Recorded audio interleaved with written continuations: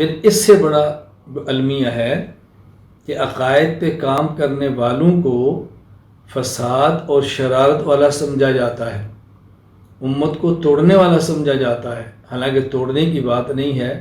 عقائد ٹھیک ہوں گے تو امت نے جڑنا ہے، عقائد ٹھیک نہیں ہوگی تو امت جڑے گی کیسے؟ یہ اس سے بڑا المیہ ہے۔ تو ہم نے ان حالات میں عقائد پر کام کیا ہے۔ جب عقائد پر کام بھی نہیں اور عقائد پر کام کرنے والے کو فسادی اور شریر سمجھا جا رہا ہے، میں نے اس لیے گزارش کی ہے کہ آپ مبارکباد کے مستحق ہیں کہ آپ اس پہلے تخصص فی العقائد الاسلامیہ آن لائن میں شرکت کر رہے ہیں۔ آج چونکہ عقائد کو فاسد کیا جا رہا ہے، محنت کی جا رہی ہے، میڈیا اس پہ بہت سختی سے استعمال کیا جا رہا ہے۔ اللہ تعالیٰ ہم سب کی حفاظت فرمائے، اللہ عافیت والا معاملہ فرمائے۔ تو ہم نے بہترین انداز میں انشاءاللہ عقائد پر کام کرنا ہے۔ یہ میں نے دوسری بنیادی بات آپ کی خدمت میں عرض کی ہے کہ عقائد پر کام کرنا کتنا اہم ہے۔